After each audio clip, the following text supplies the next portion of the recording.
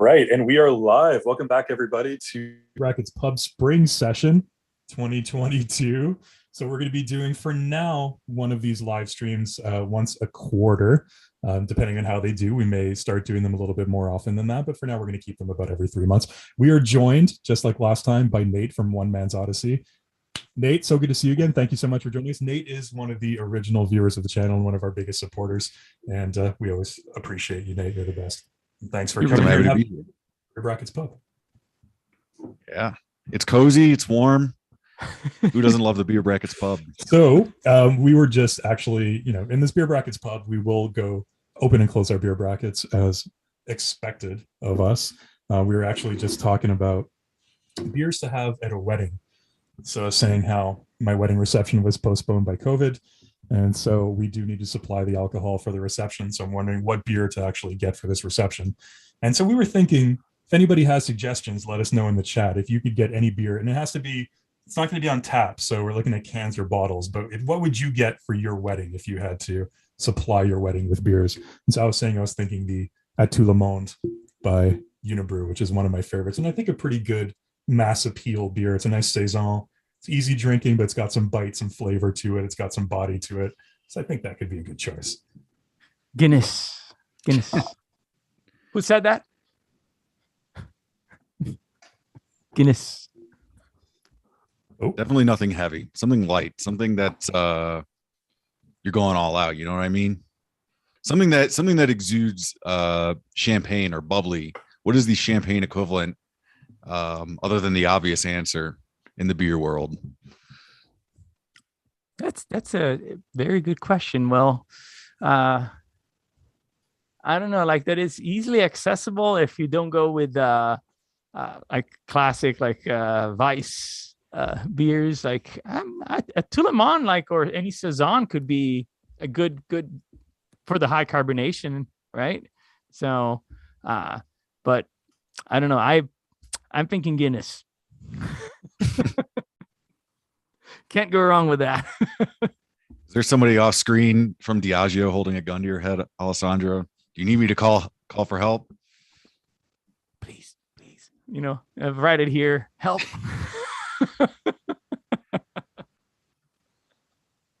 But yeah. But so which one would you, if you had to pick? I don't know. You might have lost Joe for a moment. So in the meantime, like, sorry, I had some technical issues, but I'm back. There you go. So I will say, but anyways. One thing that to me comes to mind, and I'm not sure if anybody's going to be able to relate to this, but I went to my local specialty beer store, I don't know, several months ago, and they had I think it was a Belgian farmhouse ale by Brewery Alvin, Alvinne, Brewery Alvin. And it was a really nice, it was either a sour ale or a farmhouse ale. In either event, it was tart, and it was aged in oak barrels for like 12 months, sitting on white wine grapes.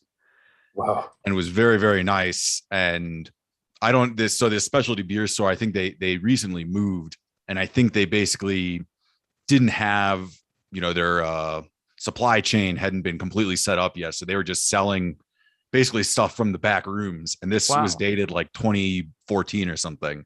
And it was great. If I could get my hands on maybe, 100 of those for all my guests, I think that would be nice and champagne-y.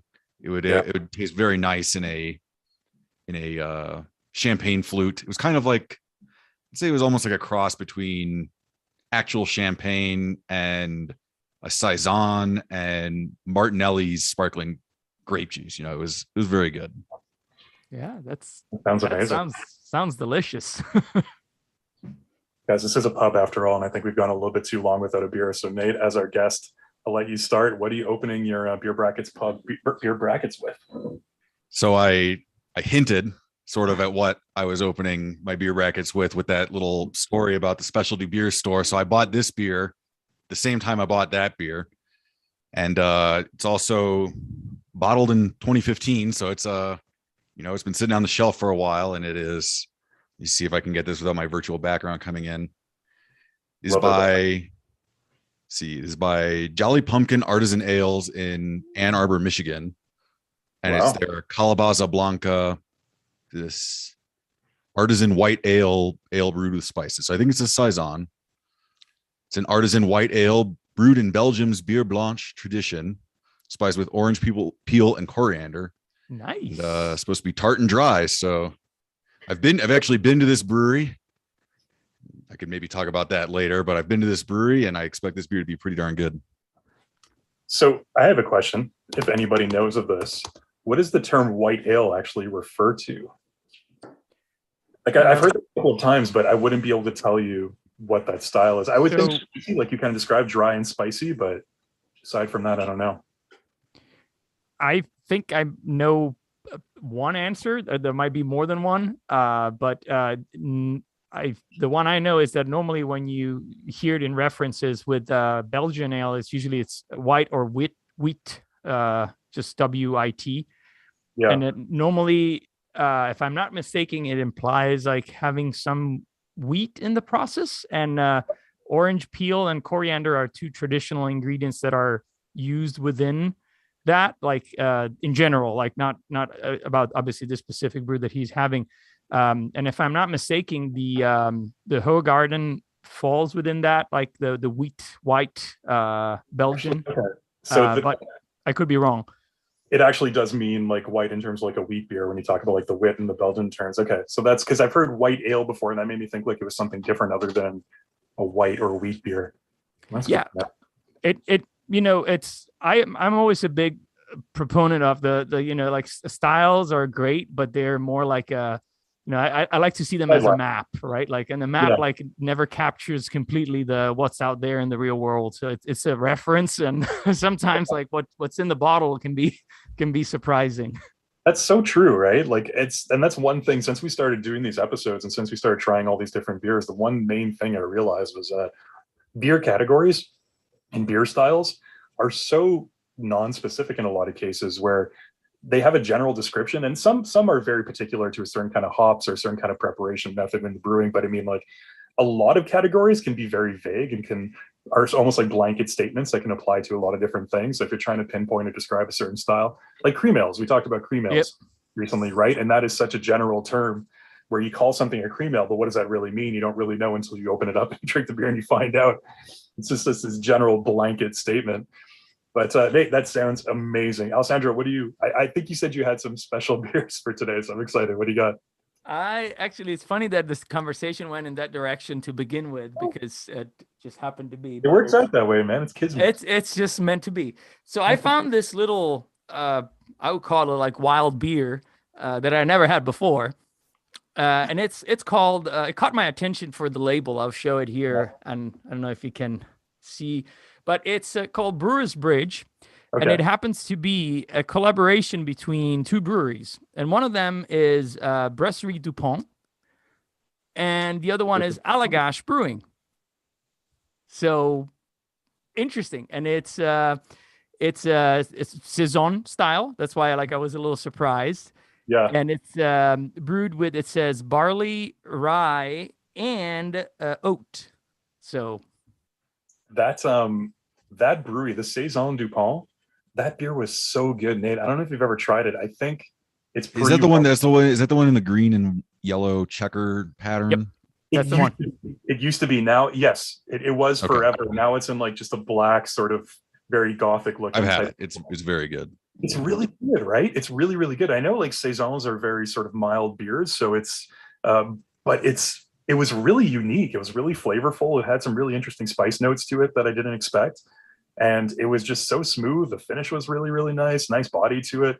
It was delicious. And the backstory to that brewery was just incredible. I think it was in the last Beer Bracket of the Month episode that we posted where I talked about it, right? But the story of that farm there is just that stereotypical farmhouse ale. It just epitomizes that so well. And the fact that they're still brewing on that one farm that they have been for hundreds of years and it's still produced and bottled in the same way, it's unbelievable. It's so cool. I love those breweries with those stories like that just go back generations with all that history. It just makes the beer so much more enjoyable. Okay, I need your help, guys. I need your help because I have two beers. One of them is kind of like a novelty beer, and one of them is one of them is like a serious beer. So I don't know which one to start with. I was trying to decide which one would be a better opening bracket, but which one do you think should go with, the novelty or the serious beer? I'll let Nate go first. I feel like you got to hook the audience with the novelty beer, but maybe you don't want to kill your palate. I don't know. I don't know if it's going to kill my palate. I don't know, but it might. For all I know, it might. So should I go with the serious beer? Novelty. Let's do novelty. Okay. So this came up actually in a couple episodes where I really like banana bread, and so I saw this one and I thought it was maybe a local brew, like a local microbrewery that was just experimenting with some things. But apparently, this is a pretty established brewery, and it's the Eagle Brewery out of. They're in the UK. They're out of Prague, United Kingdom. Yeah, okay. Well, I'll find the exact location later. But they make this banana bread beer. I knew that was going to be it. Yeah. When you started talking. I've been seeing this on the shelf for months, just looking at it. Like, I really want to try that, but I have to incorporate it in the channel somehow if I do. But it says, and the thing that's interesting, we talk about how like estery, components in beers can give off that banana flavor, right? That you get like a lot in, let's say, like wheat beers. But this says it's actually brewed with bananas. So I have no idea what to expect. Let's see, guys. Let's pour these out and let's open our live stream beer brackets. Oh yeah, that's one of the bananas. I was a little ahead of you guys on the pouring, but haven't taken a sip yet. All good. Do not blame me. All good. I'll play it off. I was letting it aerate. Letting those tannins breathe. Exactly. To be fair, we when it's three people and we all have to introduce, it becomes very hard for the first person to wait all this long. So I'm with you, Nate. Gotta wait like a couple of minutes after. I don't know how you would brew with banana. I'm very curious about that process. I would love to know a little bit more about. Wonder if it's actual. It's really kind of dark. It almost looks like not a rotting banana, but an old banana. Like an overly ripe Very banana. ripe banana, yeah. This is a little bit more golden. The aroma is insanely potent. Like, it just smells like a ripe banana. Well, let's find out. Cheers, guys. Cheers. Oh, wow. I like this. Ooh. This is really, really nice. It tastes like banana bread. Like the sweetness is there as well. Like you get like, I'm not even 100% familiar with what the exact ingredients are in banana bread, but let's say, there's maybe a little bit of brown sugar, maybe some cinnamon, and there's some spices in there, whatever gives it that distinct flavor. But it tastes like taking a bite of banana bread. There's actually like a little bit of chocolatiness there too, which is kind of amazing. Roasted, toasted, nice. Yeah, but the smell is just all banana. That's all you get on the aroma at first, and then the taste just surprises you. Do you find it? Feel like? Go ahead. Oh, sorry. No, go ahead, Ned. Thing that you're making something with banana bread, yeah, that could imply all number of things are in it. It all just depends on what you put in the banana bread. Chocolate chips, pecans, walnuts. Oh man, yeah. My favorite is with chocolate chips. Like that's my opinion, brings that experience to the next level. I agree with you. I'll still eat it without it, but man, it's not true banana bread for me if it doesn't have the chocolate chips in it. But it's one thing I wanted to ask is, like, do you find that the banana aroma or taste, like, is it more say like actual than like what it is? And because a lot of times when you in those like wheat beers, like, yes, it has a hint of banana, but it goes into more, sometimes almost gets like a little bubble gummy and almost, I don't want to say fake, but a little bit more high noted, right? Like not as deep as a real banana. Maybe it's because it's actually brewed with real bananas, but it's very, very distinctly banana. Yeah, it's not like that estery flavor that could be maybe seen as something else. It actually like a slightly ripe banana, but nice. it's got like the body and carbonation, like mouthfeel of a nail. So it's really light. It's really nicely carbonated, but it's got some really good flavor to it. This is actually really delicious. What is the ABV? 5.2. 5.2. Yeah. Sessionable. I like it. Very, very sessionable. How's yours? Definitely, I could definitely see a brewery being tempted to make that like cloyingly sweet, heavy, not bad, but 100%. This could easily be way too heavy and way too sweet. So have you had the I've actually not had it, but have you had the Samuel Smith's banana bread beer? Okay. I have not, no. It'd be interesting to do a comparison between those two. For sure. Yeah. I love the Samuel Smith beers. Like they're just they're chocolate, organic chocolate. Like they're and you know, even the pale ale, like they're just so good. So good. They are, yeah. I love them. Looking into this brewery a bit, I'm really interested because it's, again, I thought it was a local microbrewery that was experimenting a little bit, but this is imported from the UK, and this Eagle Brewery, it seems like they make just really kind of non-standard beers similar to this. They have one called the Waggle Dance. That's a honey beer. Then they have another one, Sticky Toffee Pudding beer. And this seems to be like their 3 biggest sellers. And then they have an IPA, of course, because everybody has It that. looks like the can looks familiar. I feel like I don't think I've seen it at a store, but I think I've seen people talk about it. Yeah, I've seen it. I've never tried it, but I've seen it. I've seen it before, not recently. When I was working back at the wine store, I remember that like very specifically.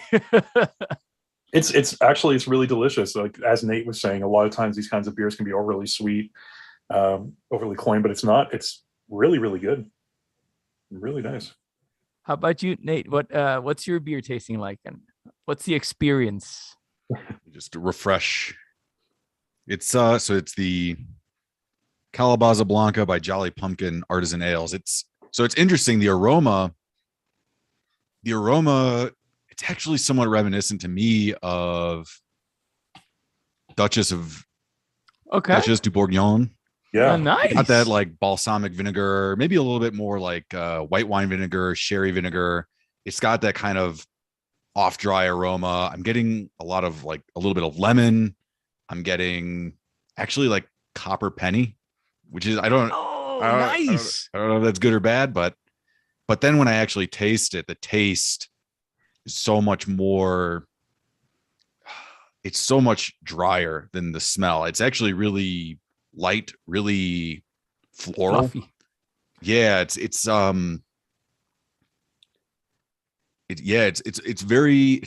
like the beverage equivalent of smelling a bouquet of flowers. It's actually really, really nice. And nice. It's got a little bit of tartness just on the end. I mean, the bottle says it's refreshingly tart, and I think that's like a perfect way to describe it. It's just got that little bit at the end that kind of, it would be really nice on a hot day. I'm not necessarily picking up orange peel or coriander. It definitely seems like it's been stored properly, so I don't think it's gone bad or anything, but it's been aging for 7 years. So I have no idea why I don't think I've ever had a beer that was 7 years old. So for all I know, when you age it for 7 years, that orange and coriander kind of dissipates and you're kind of left with these nice yeasty notes, but it's very good. That's all that matters, man. Like Exactly. I like your description of the smelling a bouquet of flowers, like the equivalent of what you would taste. Like I feel like that paints like a very, very good picture. At least I can imagine it. Totally. It's so delicate. That's the word I was looking for. Instead of light, delicate is I think what I'm looking for. How do you feel about like those floral elements in a beer? Because I think the only other time I really had that was with the Orval Trappist beer. And I don't know if you tried that one or not, but it's very floral and very spicy. And I was taken aback a little bit when I tasted it for the first time. And I didn't know how I felt about it. It was an interesting kind of one-off beer experience, but I don't associate floral tastes or aromas with something that I want to really consume. So it was a little bit, it threw me off a little bit. How does it settling for you? I think I've done enough like wine tasting and stuff that the way I see it, like when I go into tasting wine, I find that many of them, maybe even half of them, have those floral notes. When it comes to beers, I find them in weird places. That's kind of the funny thing, is a lot of times in lighter yeast forward beers, like, I mean, this is unfiltered. I'm not pouring the whole thing out just yet because it's I'm just making myself disappear. Maybe I'll turn off my virtual background, but So yeah, I don't know if you can really see that. It's very hazy. Yeah. But anyway, I find like I get the floral notes in those kind of beers sometimes, but then I'll just get them in really weird places. Like I drank last July or so, I had a Dortmunder export that was locally made, and I just had this like distinct dandelion note that was really interesting, and I wasn't expecting to get it in something like a Dortmunder export lager, something adjacent to like a Pilsner, just continental lager, and it was very surprising. So I like it a lot, and I don't know how they get that though. I have to imagine it comes from the yeast, because I just can't see, like, maybe malts would kind of imbue that flavor, but yeast seems like the likely culprit to me. Yeah, I think that's a reasonable assumption. I mean, I don't think hops, like, maybe, but I would have said the same thing. Like, it seems like more one of those estery components that are coming from the type of yeast, the strain that is being used, and it just makes it more interesting because it adds a dimension. Like I like the comparison you made there with wine, because it's floral is definitely something that you normally associate more with especially white wines, right? Like certain white wines, they have a lot of those components on the nose. Oh yeah, there you go. Yeah, you can see it a lot better there. Yeah, that's pretty hazy. I'm not sure how it works with beer versus wine, but I know when wine ages a lot, things kind of glom together in the wine. I don't know if that's what's going on with this beer or what, but it's definitely unfiltered. So we have a few chats coming in. We have some of the usual suspects here. We have Nick Constantine. I love Eagles Man and bread beer. Do you really? That's like, because I feel like everybody's seen it, or at least Alessandro and Nate both said they feel like they've seen the can before, but I don't actually know anybody who's tried this. So it's amazing that you love it. That's great. I need to let my wife try this. I feel like she might really like it.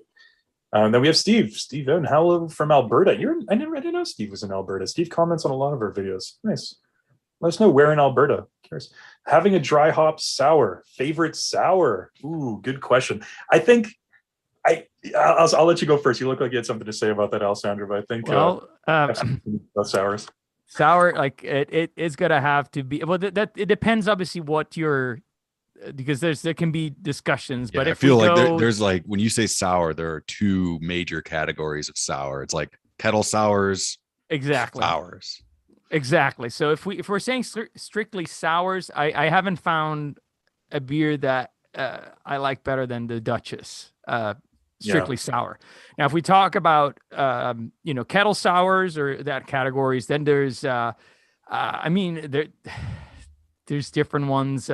I think probably I would say just let's limit it to a brewery, like the ones from Hidden Springs. That it's a local brewery here from in Tampa that Joe had a chance to visit, like last time he was here.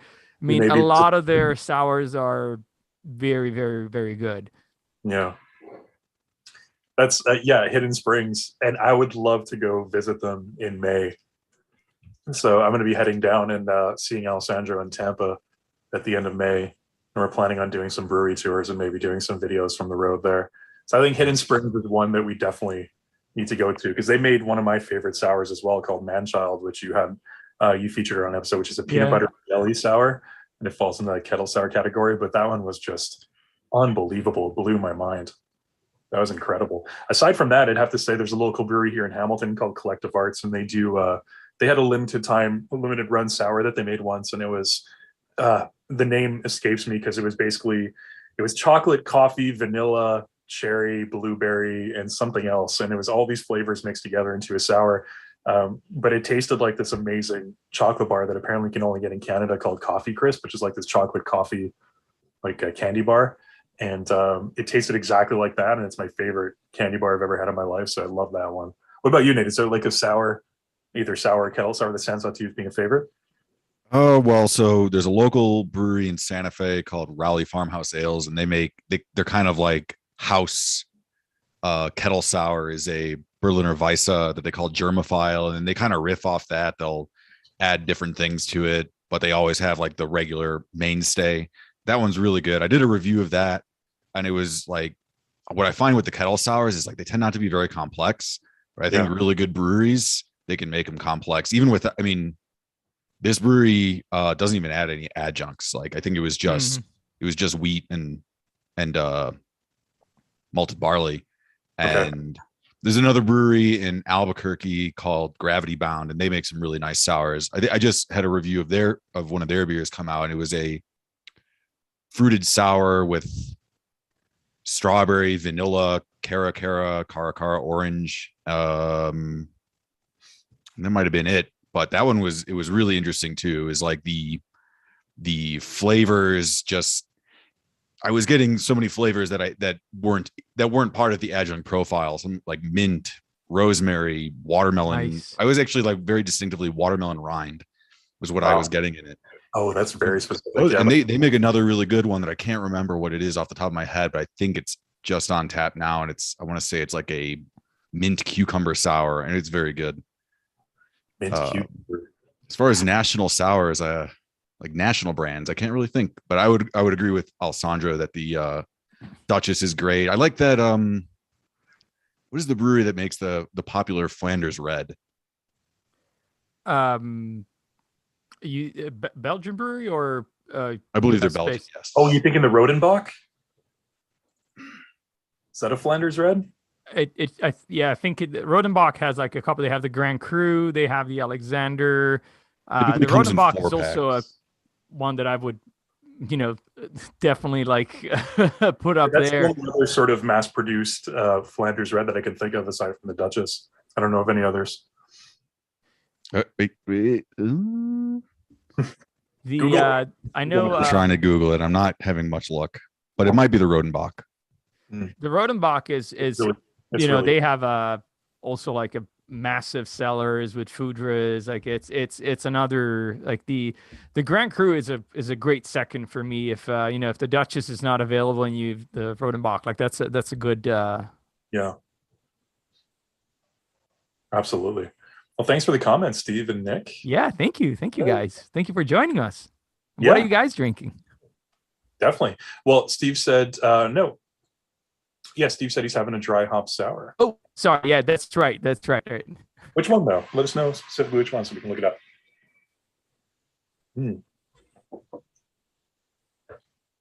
So I think after taking in all those suggestions for a wedding beer, I think I'm going to have an interesting decision to make. It's going to be fun. I have to choose the wines, too. And so we have to choose which liquors we want. Now, Sandro, I was thinking, I wanted to ask you, do you have a recommendation, being the lovely Italian that you are, do you have a recommendation for Sambuca? Not Sambuca, sorry, for Grappa. Oh, for Grappa. Yeah. Well, that's a tough question because it's I think there's 2 or 3 big brands that kind of like export that I know of. Some of the best Grappa I've had, like they're kind of like, not really made under the radar. And the reason I wanted to ask you, do you remember when you brought me on that Grappa tasting expedition? Yes, I do remember that. That was I tell this story all the time. One time, like a couple of years ago, I went to go visit Alessandro in Italy, and he picked me up at the airport in Milan. So I was in Ireland and I flew to Milan, and I got like this overnight flight. Oh no, sorry, it was a very early morning flight, but I was checking out of my hotel in Dublin. So I just thought, you know what, instead of getting another night at the hotel, I'll stay and work in the lobby of the hotel till like midnight, 1 a.m. or something. And then, because with the time difference, it's like my work shift ended at like midnight or 1. And then after that, I was like, either I'll stay at the hotel bar for a little bit and then I'll get a cab to the airport. And my flight was at like 6 a.m. So I was like, I'll hang out in the airport for a couple hours or sleep on the floor somewhere or find a way. So basically I didn't sleep. I wound up maybe sleeping on the floor of the airport because I found out they don't open the doors till like 6, but they let you into like the first, like the main entry to the airport. So I was able to sleep on the floor there for like maybe half an hour sleep. So long sort of travel day, get to Milan. And I think was it Easter, Alessandro? It was some kind of like holiday, but nobody was working in the airport. There was nobody around. It was completely abandoned. It was a religious holiday. It was around April, about this time of the year, I want to say. Maybe it was Good Friday or something. I don't remember what. but there was nobody in the airport. And then eventually he came to pick me up. And I love that you showed up with a beer.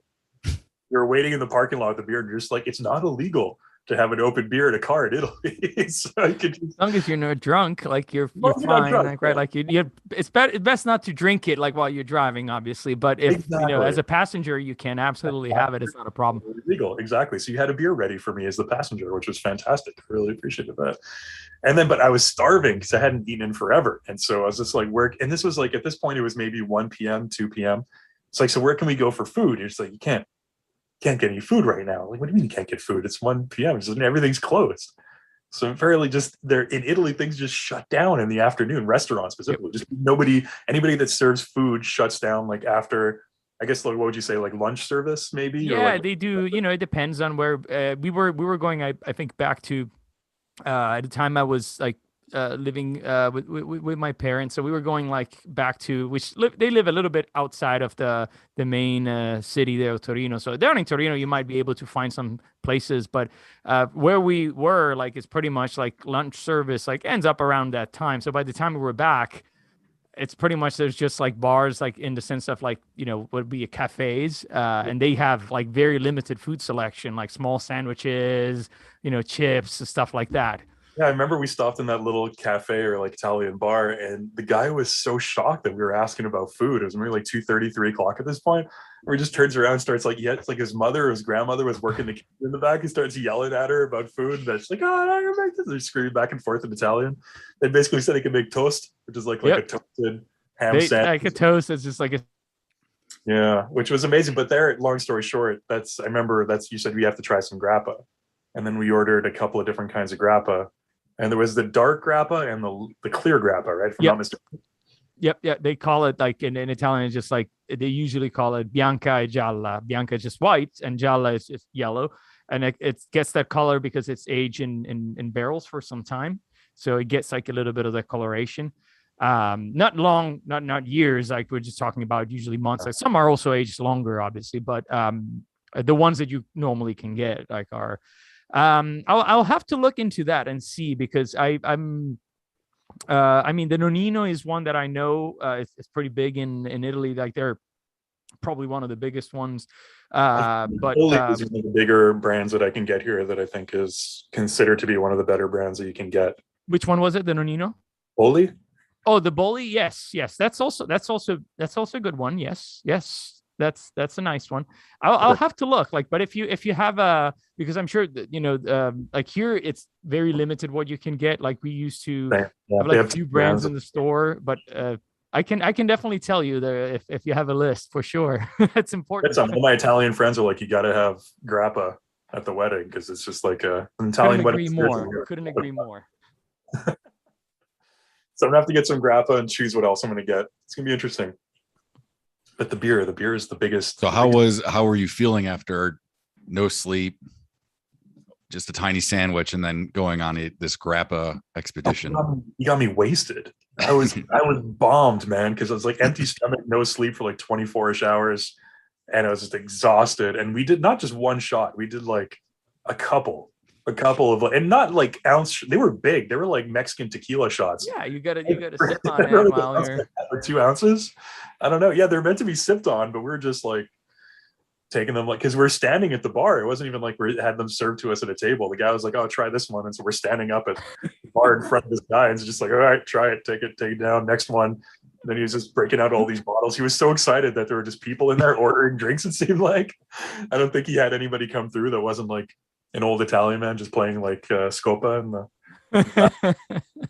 It's part of the experience. Like you gotta dive into the.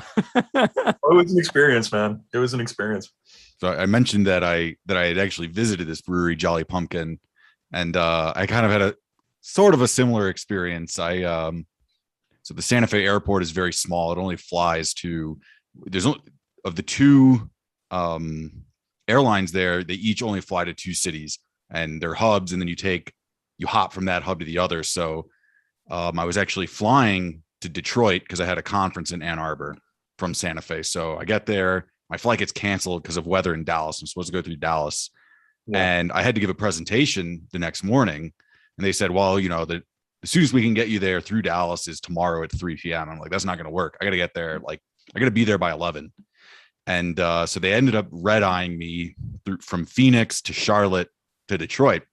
But so I get on my red eye flight from Phoenix to Charlotte, and they're two older women, very drunk. They smelled like cigarette smoke, and they're like shouting at each other. Everybody's on the plane, and then this man who looks very official. He's not in like a suit or anything, but he's wearing like Southwest Airlines branded vest, and he looks very professional. He gets on the plane and he talks to one of the women. He's like, "Ma'am, I'm going to have to ask you to come with me, please." She's like, "Why?" He's like, "We'll talk about it outside the plane. Why don't you just come with me?" And she's like, "Okay." And so she gets up with him. And then her friend, who's also very drunk and loud, she's like, "Where are you taking her?" And he says, we're just going to have a conversation outside the plane. She's like, "Can I come with?" And then his face lights up because he's like, "This is making my job so much easier that you want to follow your friend off the plane." So I can kick you off. I kid you not. It was like maybe 2 seconds after they stepped off the plane that they like shut the door and were like, "Yep, we're taking off." Shut the door and you felt the pressure start to yeah. Well, so anyway, I ended up because of the I can't sleep on planes. I kind of get like vertigo. So I both have that affliction. Yeah, and so I baby on a plane. It's amazing. Yes. So I ended up.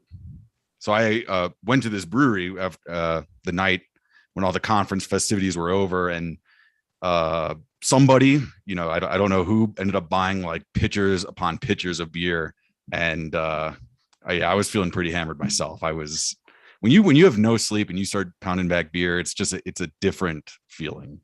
Especially after a flight, right? I think it's when it has, how they say, like when you're in the like the pressurized cabin, where one drink kind of equals 2 or 3. I don't remember the exact ratio, but in terms of how the alcohol hits you, I think there's something to be said about after you land as well. And like you depressurize, you get out of the cabin. I think before you get a night's sleep or before you get a chance to recuperate, if you just go straight somewhere and start drinking, I think it definitely has a much bigger effect. I've always found, at least.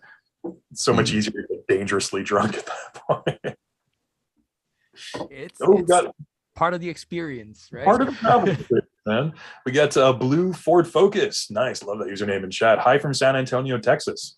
Hey, thanks for joining us. Hey, I'm going to be in San Antonio next month. There we go. If you are having a beer along with us here, let us know what you're drinking. We're definitely curious. That's awesome. Like it's a lot. I was trying to think as you guys were talking about fun plane stories. I feel like there's always like in general, like when you go on any kind of travel, like there's always something that it ends up turning it into an adventure of some sort. There's something, man. There's always something. Absolutely. And is there any? I gotta ask you guys: is there any better beer than an airport terminal beer? I think it could be low quality. It could be like a beer on tap and you could tell the tap's like it hasn't been served in a while and it's stale. It just doesn't matter. It doesn't matter. For me, like that airport terminal beer, it's just, there's nothing better. It's it's funny because I was thinking exactly the same thing about the that experience of you get past security and you go and I do that all the time. Like past security, I just go and look for the bar where I can get a beer. You don't have your luggage on you anymore. You're free. Your hands are free, right? And you're just like, I got an hour to kill. Find the closest bar where you can see your gate maybe and just... Yeah. It's opening your trip beer brackets. Exactly. You're opening your travel beer brackets. Exactly. I loved when I came to see you in Florida last time. I had a really, really great beer. And there was an amazing pub in the Pearson Airport. And I remember there was a view, the way the bar was set up. So it was this restaurant bar, but if you weren't sitting at a table, if you just wanted to sit there and have a drink, you had to sit at like this bar that was kind of open to the rest of the terminal. And it was facing like, like those mobile massage parlors that they have in terminals sometimes where there's just kind of like cubicle walls. Yeah. To get into them. And for some reason, there was like 6 seats at this bar and they were all just looking right into like these cubicles where people were getting massaged. It was the most awkward thing. You're just sitting there having a beer and these people think, or you would expect that if you're getting massage, there's some kind of privacy, like they build those cubicle walls for a reason. But every stool just looks straight into one of these cubicle walls. And it was so strange because I'm sitting there having a beer and I'm just watching. And I remember it was this kid who was like he looked like he was 7 years old, and he was getting massaged by like this older woman, and it was just like, how is it? And he was alone. His parents weren't there or anything. And it's like, how is this 7-year-old like just getting? How did he decide I'm going to go get a massage? Did his parents send him to get one? It was weird. He was there for like an hour getting like a deep tissue massage, and I'm just like, you're 7. Why do you need a deep tissue massage? You don't have any muscle pains. Anyways, that's my funny terminal story. That's I think one of the best. I mean, Tampa has like a Cigar City pub, and at least the one we've flown out like the last few times that we've traveled. And one thing that I like about it is that the way it sits, like it's pretty much central to all of where the gates are. So and it has like a nice screen, so you can, once you pass security, usually that's where I go. Like I just sit down and, just start looking, and I know it's going to be at least an hour. So, and then a lot of times they have, they have their main beers, obviously, but they also have like a special release usually on tap. So it's always a great, great place to experiment also and try some old favorites. And I like that you can always, look around, see the whole like airplanes coming up and down, like, and it's nice. Like I feel it's a part of the whole feeling. It builds up to the expectation of the trip to come. Exactly. It builds up all the anticipation. Oh, by the way, Alessandro, I saw that Guinness opened up a pub in the Dublin airport in one of the terminals, and they opened up this really fancy pub, which apparently, I don't know, doesn't have the best Guinness on tap. Apparently, some people were very disappointed about this, which I don't know. Seems like a shame. I wonder if like coming from from here with the experience you have here, flying in there, and you get to sit at the pub, a bar that it is there in the airport. I bet it would taste pretty good too, at least to me. I know. I think what the review that I saw was from like a local, so it might have been a little bit might have had some high standards. Let's put it that way. Yeah, that's great. Well, what I remember from the Dublin airport is they were very generous with their whiskey tastings. Yes. I feel like that's what you got to do. You got to go taste all the whiskey and then saunter on over to the Guinness pub, and then you won't care what it tastes like. Exactly. At the duty free, right? I remember they had a whole bunch of samplers at the duty-free right outside the duty free, I think. Yeah. The Dublin airport's a nice airport. It's beautiful. I love it. It is. Like it was around the world, and that one's really impressive. It's really clean. It's modern. It's easy to navigate. I like it. Do you have a favorite airport beer story, Nate, like that you can think of, or a beer that you've had at an airport that kind of like stood out? Love this airport beer stories. Honestly, not really. I've only started doing airport beers recently because I just couldn't get past how much they cost. And then at a certain point, I was like, you know what, I don't care. But unfortunately, I mean the airports in the last 5 years, the airports I've flown in and out of most are the Raleigh Durham airport and the Midway airport. Midway doesn't have like a brew pub bar, unfortunately. And the Raleigh Durham airport, they have a Raleigh Brewing in like the big terminal with like Delta and American and those airlines. But I always fly Southwest, and the Southwest terminal doesn't have that. But my wife and I, when we went to, I think it was when we went to Dublin, we did get a couple beers at the Raleigh Brewing because we were flying Delta or something. So we were flying out of that big terminal, and it was kind of like, we were opening up our trip beer brackets pretty much. Anticipation of the trip. It's great. Maybe I also had some pretty good beers at the Salt Lake City airport. I think it was a Wasatch Brewing pub, but they were pretty good. Salt Lake City is kind of really low key beer hub. Right, I'm starting to learn this more and more. They have a lot of really interesting microbreweries down there.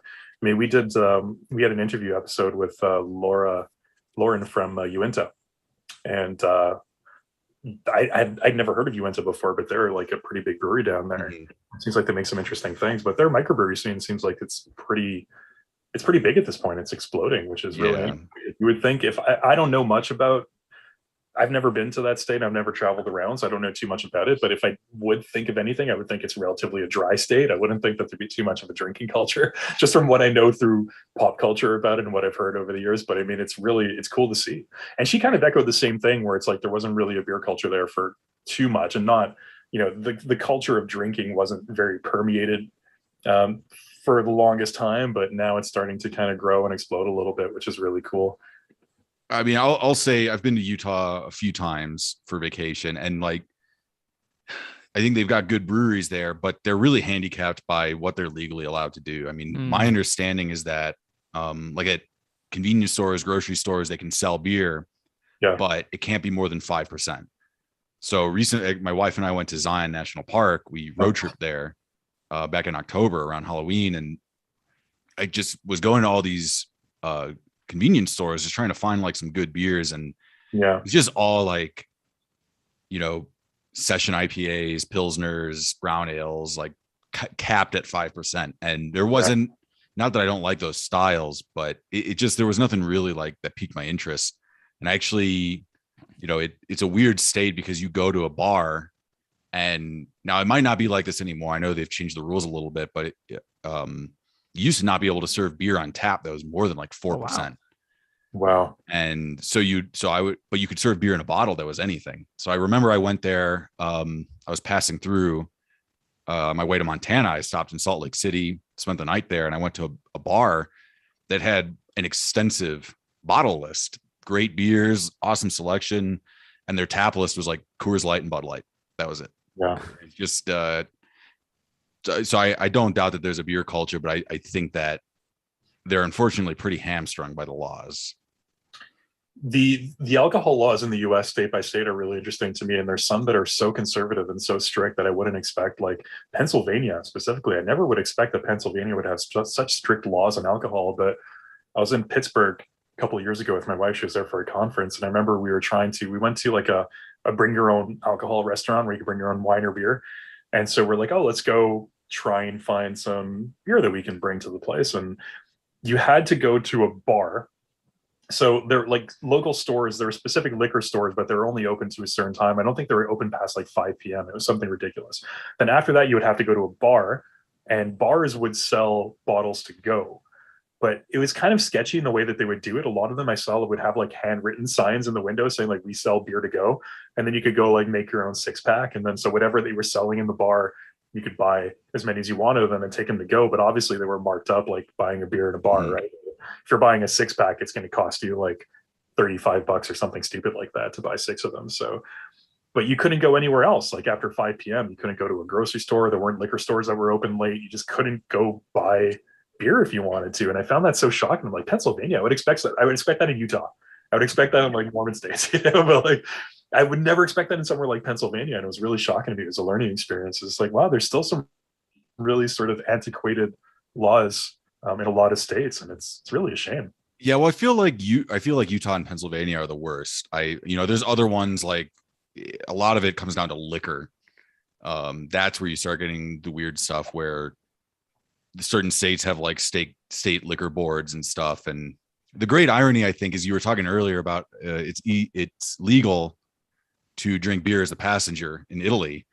I think there's still like 5 states where that's true. And the ironic thing is that they're all in the South, which has the most strict liquor laws outside of Utah and Pennsylvania, I guess. So I actually think it might not be true anymore, but I think Alabama was the only state where you could actually drink as the driver. So what's the law in Italy, Alessandro? You can't drink as the driver, or can you drink if you're under the legal limit?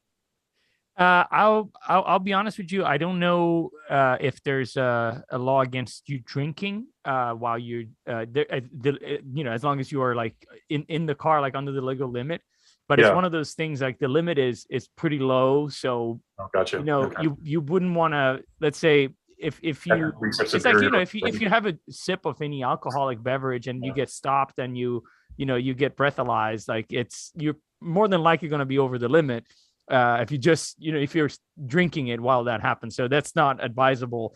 But as a passenger, it's not a problem at all. Like as long as, you're not, being obnoxious or doing anything crazy, like and you're just staying within your car, like, and you're not the driver, there's no problem at all. Like, and the limit is pretty low, like for if you're driving. So it's one of those things that a beer an hour, like if it's a low alcohol, it's pretty much like what you can have, like as far as if you're going to be driving. But obviously it depends on, there's a lot of parameters there, like body weight and etc., just as a general rule. Yeah, no, definitely makes sense. I was so shocked when you picked me up with the beer, and I was just, because I'm so used to, and North American culture where it's just like driving and alcohol, or it's the biggest faux pas there ever is, right? Whether you're the driver, whether you're a passenger, it's just like a solid. Well, now Nate's saying that in some states that's a bit looser, but at least in Canada, I'm just so used to that being just no exceptions whatsoever. You can't have open bottles, but I'm pretty sure you can't even have, like, they have to be in the trunk. Like, they can't even if they're closed, they can't be in the back seat or the front seat or anywhere exposed. So it's like really that strict. So to go from that to just completely like, you can, the passengers drunk as they want. Yeah, Mexico's like that too. It's slightly different. It was an adjustment, like for me, and because like obviously here there's also laws about like you can't drink outside of certain certain areas that serve alcohol. So like that's also something you need to, while in Italy it's kind of like, you can just go in a grocery store and open the beer out on the street, and you're, again, like, as long as you're not being belligerent or anything, you're fine. Like it's not a problem. There's nothing against it. But you obviously you can't do that here. Like it's so it's one of those things, like it's always good to know, like, and learn, like when you travel, like what's going on. All right, guys, we're coming up on 50 minutes here, so I think we need to close our live stream beer brackets. I don't know if you guys are finished yet or not. I'm pretty much almost done the banana bread beer here, but Nate, he's done. Nate, as the guest, please start. What are you closing your beer brackets with? I'm going with another one of the shelf beers here, one of the cellar beers. This one I found at that same specialty wine shop, but I've actually seen it at a couple of the other specialty wine and beer shops in my area, and it's by Schneider Weisse. Such a good brewery. And it's their Tap X, I assume it's Tap 10. Okay. And it's their Aventinus Cuvée Barrique. And I've never seen that one before. So it's a cuvée of Tap 6, which is the Aventinus, and the Aventinus Eisbach, and matured for several months in oak barrels. Oh my God. So it's a wheat Doppelbock, and comes with this nice little tag. And I've had the Aventinus, the Tap 6 Aventinus, but I've never had the Eisbach. I don't even think I've ever seen it. I don't even know what to feel about that beer. There's so many things that said that just blow my mind. And that brewery is just unbelievable. Everything they do is incredible. So, but I've never seen that before. I'm so limited with what I get in terms of imports, and where I am in Canada, it's crazy. From what I hear, like Western Canada is actually a lot more liberal with their imports. They import a lot of different things, but in the East, it's like they're so restricted. It's crazy. It's got this nice look Coca-Cola appearance. Yeah, sorry, look at that. Oh, we got a couple of comments here. We got Demise Media. Cheers, fellas. I believe I tried that beer before. Which one, the banana bread beer that I had, or the one that Nate was talking about? Can't remember. LOL. Yeah, that's usually the case. Can't wait for the Hofbrau Oktoberfest beer. We reviewed that one. It was fantastic. Love the Oktoberfest beer. It's a shame it's not available year round, because that beer is fantastic. So good. Blue Ford Focus says that beer is a treat. Nate, I believe he's talking about the delicious beer that you're drinking now. It smells amazing. I mean, it smells like it smells chocolatey. It smells cakey. It smells. Oh, it sounds amazing. It just smells sweet and nice. So, but I know from what I read reviews wise, it's actually quite tart. So I'm really interested to see how it shapes out. But I'll let you guys open yours. We don't want you to wait too long. Yeah, Alessandro, what do you got? You shocked me with that one. I've had both of the Aventinus, the Eisbach, and their, let's call it regular, but I had never heard of a barrel aged. So I'm excited, as much excited as you are, to hear about it. But before we move on, it's 2015 is what it says. It was okay. So it's another shelf beer. Nice. I like your cellar. You have some interesting beers there. Yeah, I want to visit your cellar. We have to do a beer pilgrimage down. Yes. Sandro. We have to just visit Nate's cellar. Visit Nate and say, like, open up your secret cellar there. Let's see what you got in there. Yeah, I mean, I can't claim that everything is as interesting as this one, but I do have one more at least, and I know, and I have a source. Like I said, I've seen it at other specialty shops. The source. It says Paul Lanner's Oktoberfest beer is available all year round. It's true, and that's a really, really good one too. Unfortunately, like the Hofbrau is definitely, out of the Oktoberfest beers that I've tried, is probably my favorite. The Paul Lanner is pretty amazing too. Which I would say, Hofbrau, come on, like I don't know, maybe they produce it all year round, but they just don't export it. I can find it. I don't know, Sandra, can you find it in Florida? The Hofbrau, I think it's usually only available like towards, or you can find it normally closer at the end of August. There's some other ones that you can find year round. The Paulaner, like is one that I can, easily find their Oktoberfest. Yeah. And speaking of which, I actually happen to have a Paulaner here, just a different one. It's just with tonight, man. Everything, the conversation just flows perfectly to the beers. It's just like, it was meant to be. This is the Salvator or Salvator, their Doppelbock.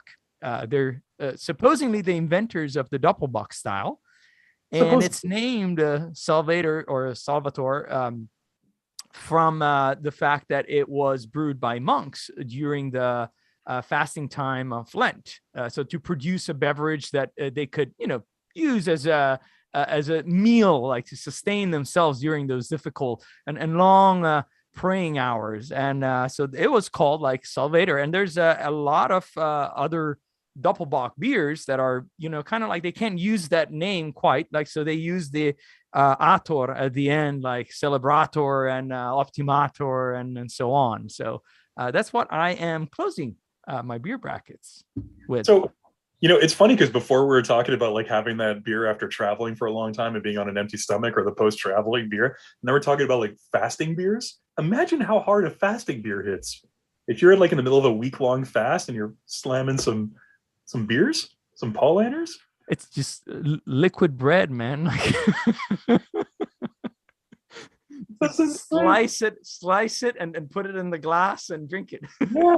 Oh my God, those wizards. Another wizard beer. The wizards know the way. I was just reading I was reading a little bit of Michael Jackson's Beer Companion, because I might be reviewing a Belgian style beer in the near future, and he was talking about monks and that they were their fasting beers, and he interviewed one monk at a Belgian monastery, and he said that what did he say? He said that he didn't drink the monastery's strongest beer because it gave him redhead, which he assumed meant that it made him very drunk. Gave him redhead. I would love. Oh, that's a dream, man, to go just like visit some monks and fast for a few days and have some fasting beers with the monks. You just sit around, like have some beers, like chat with the wizards. Sorry, monks. Your beer palantirs. Have a nice chat. So we have Blue Ford Forks again. He said, I tried the North American Trappist beer you guys recommended. Spencer Brewery tried their Christmas brew and he liked it. Awesome. Yes. Andrew had the Christmas brew from Spencer. So jealous that you guys can find that and I can't, because I want to try that so bad. I can't find it at all. Nate, there is an Italian Trappist brewery that Alessandro has never tried before. And I found this out the other day. This blew my mind. Yep. This absolutely blew my mind. Tre Fontane. Three fountains. That's what it means. Speaking of Trappist beers, when I was talking about, I had two, the novelty beer and a serious beer. Serious beer. So I've never tried anything from this brewery before, so this is a big deal for me because we've been exploring the Trappist world for the longest time, and this is a particular Trappist brewery I haven't tried from Westmall. It is their triple. Nice. And I've never seen it before. And the other day I was driving around, and I'm going to see some friends this weekend, so I was purchasing some beverages to bring up to the cottage this weekend. Going to see Jackie and Dimitri, actually, Alessandra. Nice. They bought a cottage out in the middle of the woods. So I'm going to go visit them and bring some delicious beers. And I saw this, and I've never seen a Westmall for sale, at least in Quebec or in Ontario where I've been. So I had to pick it up. So it's their triple. I'm really excited to try this one, actually, because when it comes to Trappist beers, I think triples are probably my favorite. Triples and doubles I find overall have probably been my favorite styles out of the Trappist beers. So I'm excited. That's exciting. And see, it's funny, like we all went on this kind of like similar. I have the original Doppelbock, you have the original triple, because I believe Westmalle was the first one who started with the triple style, if I'm not I mistaken. think so. I believe that you're right. Yeah. So I have the wiki open here. So right now they're only making 3 beers that have that Trappist certification, strong pale ale, the triple, and a third. I believe You're leaking over there. I know it's starting to overflow a little bit. It hasn't leaked yet though. Oh, it is. Oh my God, you're right. You have the you. Shit. Okay. Yeah. It's time to pour it. It's time to be poured. It's ready to be poured. Oh, And yep. then Oh, to yep. finish, Very like, quickly poured it. Nate, like I think Nate wins this round. Like he found like one of those like elusive beers that I don't know that do they exist? They don't like. Speaking of originals, I think Schneider Weisse claims to have originated the Weizen Doppelbock. I believe that. Like, I mean, wow, like their beers are. I don't think there's many Weizen Doppelbock. This looks incredible. So excited to try this one. We have another comment and Demise Media again. He's going to try the Hofbrau Oktoberfest side by side with the Paulaner, see which one he likes better. He's done a couple of beer review videos. He does some food reviews as well. Demise Media, check out his channel if anybody hasn't yet. And that'd be a great one. That'd be a great one, man. Definitely, I'd love to see that. Compare them side by side, see which one comes out on top. Cheers, guys. Cheers. Cheers. A beer bracket. Oh, wow. Have either of you tried this one before, the Westmalle? I've not. I have. I've had it. Again, like it's. I remember it having a very honey note to it. Yes. A very specific honey note. That wild honey, like flowery almost. But that's again like some time ago. So shout outs when they're deserved. Demise Media saying thank you for the shout out. Yeah, this one is wow. I wasn't expecting this. It's actually it's got a really strong roasty flavor to it, but very sweet as well, which are two things that I haven't really had from a Trappist triple before. Normally they're a little bit smoother in flavor and in finish. This one is really strong. And I was telling Nate and Alessandro before them getting over COVID, and my taste is kind of like at 80%. And even at 80% taste, this is still really, really, really strong. It's good. It's different. It's really unique. It's an experience. Wow. Yeah, it really tastes like taking a bite out of like burnt bread. It really has that flavoring to it in a really potent way. And then there's a sweetness that kind of comes on the back end. Like you said, honey. Wow. Nate, I'm dying. What's this is like? Please tell us all about it. Sorry, I've been talking too much. It's really, really interesting. It's so the aroma, I sat there with it a little longer. Yeah, with the aroma, I'm getting this like chocolate. It smells very desserty, very like almost like powdered, like I want to say German chocolate cake. What is it? Black Forest cake. Black Forest cake. It's got that richness. It's I'm getting a lot of like vanilla, probably from the oak barrel, but then the flavor, it kind of blindsides you because it is tart. I wouldn't say it's like a sour beer. It's not that forward with the tartness, but it's definitely tart. And then it's like chocolate covered cherry, chocolate, and raspberry. It's usually like it's not savory, but it's like a little meaty. And the oak flavor is definitely coming through a lot. I get those oak tannins kind of on the finish.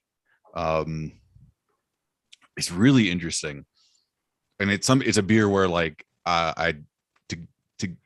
to get the full flavor profile, I'd have to sit with it a while because there's a lot going on in it. But those are kind of the main notes I'm getting right off the bat.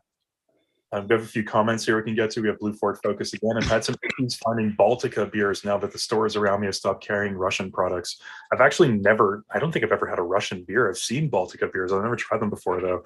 That's interesting that the supply chain's been totally cut off now, which is kind of understandable, I'd say. But Yeah, I guess if that's a favorite of yours, that sucks you can't get it anymore. Then we have Bitter Reality Brewing. Oh, not recommended as a first beer for the night, the West Mall Triple. It's a second beer of the night, actually, well, third, but yeah, it's a closing beer. It's a good closing beer, exactly. It's like an end of the night closing beer bracket. It's a sipper, definitely a sipper. So Alessandro, how's yours, man? Tell us about it. I was gonna say, like, I like that we all went with very, very appropriate closing beers. Like, because this one here, I don't remember the percentage, but 7.9. I was gonna say, like, it feels pretty high, very rich. But what I like most about it, I've had it before, but again, experiencing it again, like, you always find subtleties. It almost tastes like a thick slice of rye bread.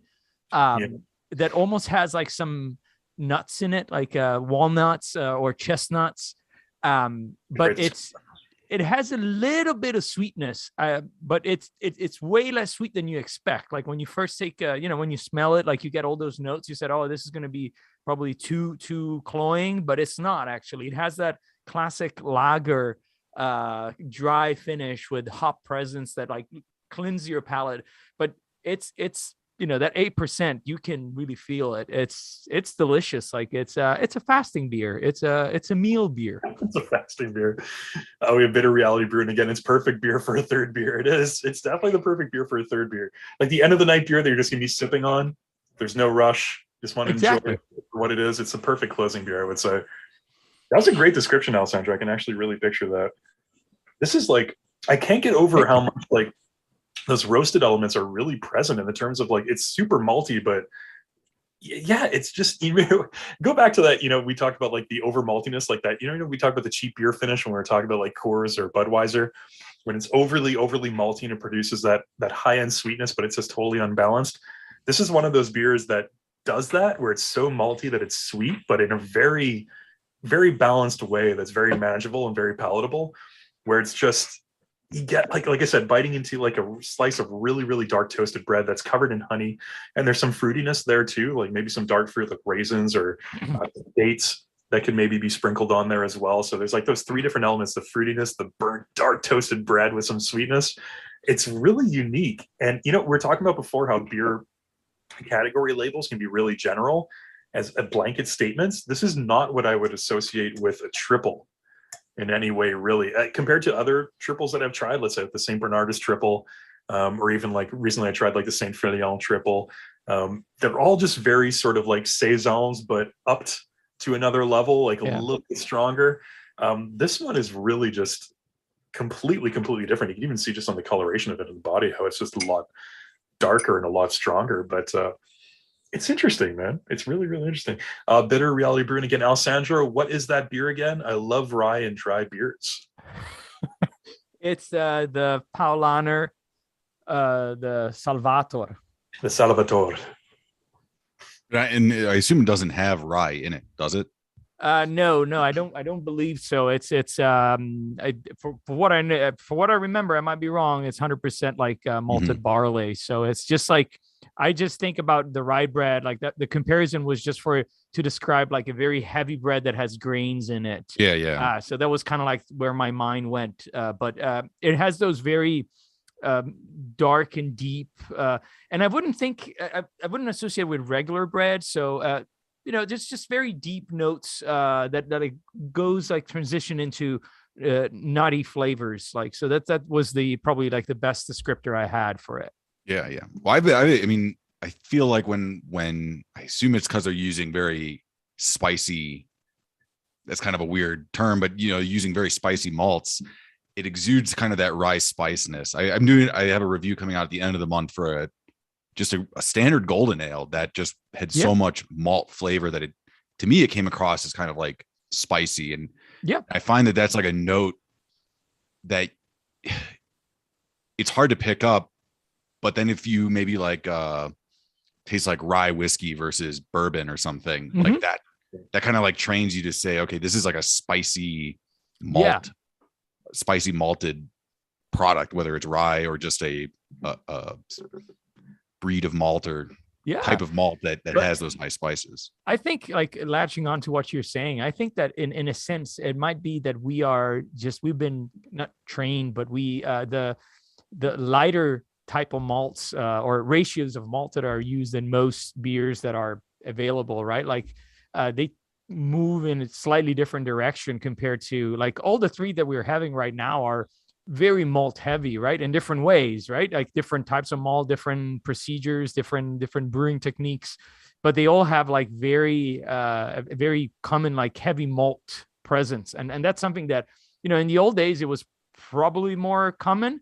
Well, now the taste has kind of like shifted towards a more clean, less rich characteristics of the malt itself. So like going back to those, like, can be a little shocking, at least for me. Yeah, absolutely. So we have Bitter Reality Brewing again. Westmalle did an Xmas deal with 2 doubles and 2 triple brews with 2 nice glasses too. I scored a box during Christmas. That's one thing. That's one big complaint I have about the beer industry. Every Christmas, every brewery releases like a gift pack with a glass and like a nice assortment of beers. Do it year round. I'm tired of spending all my money at Christmas for these beautiful beer gift packs. It's like, just have them year round. People will buy them. People will buy them. The other complaint is put 2 glasses in the pack. I'll pay the extra $3 for the extra glass. Yes, put 2 glasses in there. But come on, make them available all year round, because you can't buy them all at once. I always get bombarded when you go to the liquor store and you see like 50 different gift packs from all these breweries you love. And they're like, I can't buy all of them. I got to pick 1, maybe 2. Make them available all year round. Come on, that's a complaint that I have. Bill says, I prefer their double over their triple. I'm not a huge triple fan. Doubles are pretty fantastic. This is definitely, as far as triples go, this one's a little bit different. I put some notes down to watch for Paul Anner Salvatore's. I've never seen that here in North Florida. He's in Jacksonville. Here we go. I think that one's pretty well distributed, right? I've seen it here in Ontario where I am. I think it's pretty well accessible where you are in South Florida, right? So maybe. Yeah, it's I mean, I don't know if it's year round, if it was a specialty, but like I've seen it multiple times here, like in the Tampa area. It's, I think I bought this like about like 2 or 3 weeks ago, like if I'm not mistaken. So it's, distribution chains like work a little bit sometimes also by county. So it's a little difficult to grasp that. It can be weird. He says, I have a bottle of Ex-Schlenkerla Doppelbock, which is smoked oak Doppelbock. It's a fantastic. I've never tried it, but Alessandro, that's the one that you think is your favorite from them, right? I've only tried let's say it. I would put, like, my favorite from Schlenkerla is the Urbach, because it's kind of like available year round, the Doppelbock is the Christmas treat, like they do it like for the holidays. So I think those two are my 2 favorite ones, and they're different. Like they're almost like like Guinness Draft and the Foreign Extra Stout. Like I would put them in the same type of they're different, and they're good for different times. Well, I got a Bitter Reality Brewing who commented, I got to tell you, we interviewed Matthias Truum, the 6th generation owner of Schlenkerla last year, and he gave us an open invitation to come down to Bamberg and visit the brewery at any time and have a chat with him. So this is kind of on our beer pilgrimage bucket list for Alessandra and I to go down to Bamberg and hang out with Matthias and try a couple of beers and do an episode from there. So it says he's going to be in Orlando this weekend, so he'll keep his eyes open. Do it, yeah. I've been dying to make a Bamberg onion after seeing that episode. We have some plans. We want to do an episode where we make a Bamberg onion and we have Matthias kind of review our process. Yes. It's in the works. It's in the plan. I was going to say, after you guys did that episode with, I can never remember his name, French Cooking Academy. Stefan, yeah. It feels like you guys could do something there where I've considered doing cooking with beer stuff, but I'm not that good of a cook. I feel like it's right. It's definitely in your guys' alley to do something like that. I got to tell you, Nate, stay tuned because we've already filmed something. Oh, very nice. Stay tuned. Very, very soon. So Michael Jackson's Beer Companion, he includes some recipes at the end of the book, and I've made several of them, and I think one of them was mussels in a goose boon, maybe, and it was amazing. Like you get that Belgian sour type beer and you cook the mussels in it and it's just fine. Mussels and beer are such a good pairing. And actually, growing up in Montreal, I think it's a very it came from France and the French culture, so it's kind of adopted by the French Canadian culture. But mussels and beer are a very very common pairing. Like if you go into, there used to be these very traditional sort of French pubs that you could go to in Montreal that would serve it. That and pig knuckle, surprisingly, like pig knuckles were a big thing with a beer, with a lager, straight up. But the mussels, they call it moule frites, so it's mussels and fries, and then you get like a big beer, a big lager on the side as well, and they just pair so well together. I think traditionally it was always kind of like a French beer, so like Stella was kind of like the big one. I know it's Belgian, but I mean, you know, there's some connections there. So it was always like a pint of Stella to go with the mussels and the French fries. So it's definitely a good pairing. They go so well together. They like the brininess and the bitterness of the mussels combined. Like the beer just cuts it so perfectly, and they're such a good pairing. Well, that's interesting, Nate, that you mentioned that. Like it's like Joe said, there's things that are in the works. But one thing that I wanted to ask you, since you mentioned about Michael Jackson, like you mentioned the mussels, like are there other recipes, not necessarily Michael Jackson's, but beer and food recipes that you've had and that you enjoyed? Good question. I know it's a tough question because you're talking about beer, so what do you think? What did you think that no, it doesn't necessarily have to be something that has been a classic beer and food, but something that you maybe enjoy? Like, I'm just curious. Okay, well, so there's a brewery that it's in a suburb of Chicago, Flossmoor, Illinois. It's called the Flossmoor Station Brewery, and I did a review of them early on. I think it's like episode 8 or something, and they I think they opened up in 96. So it's funny because like I remember I was born in 94, so I remember them being built, and they were, they're called the train station. They're built in an old train station that used to run to Chicago. And as a 3-year-old, 2-year-old, I loved nothing more than trains. So like I remember, must be one of my earliest memories. I remember going in there, and I think they still have it. They have a model train set that just does laps around the ceiling of the bar. And they have this just amazing beer cheese soup that it's just so good. They make it with a house beer. Wow. And one of the things that they do with it is they garnish it with popcorn. And so beer cheese soup, it's pretty easy to make. Just like, it's just make a roux and add cheese, like you're making a cheese sauce, but then water it down with beer. And there you go. You have a beer cheese soup. And but doing it with the popcorn, it's life-changing. You add that popcorn on the beer cheese soup, and it is life-changing. See, so, go ahead, Joe. Sorry. Reality Brew. I'm just trying to keep up with the comments. Bitter Reality Brewing here is so Nathan, you're a young, and I was going to say the same thing when he said you're born in 94. I was like, damn, you're making me feel old, man. You're making me feel old. It's like, if you like mussels with beer, you should try eating oysters after using them in an oyster stout. Very strange, as they're basically chocolate flavored oysters. Good, but very weird. I really want to try that. I really would love to try an oyster stout. I know. I've seen actually that pairing of chocolate and seafood before. Like I've had prawns and chocolate sauce, funny enough. That seems to be something that's not super common, but I've seen that on menus before. It says I need to watch more of your videos. I've been a subscriber for a while, but for some stupid reason, YouTube isn't promoting your videos to me. Damn the algorithm. The algorithm. Yeah, I know. Pin us. Click all the videos. Click the bell. Yeah, that's right. The notification bell. They always say that on YouTube. It says beer cheese soup is only amazing with grainy bread or an amazing pretzel. I think, pretzels are kind of like the classic accoutrement to go along with it, or grainy bread. Yeah, like a really sort of, Great idea. Yeah, very good. Very good suggestion.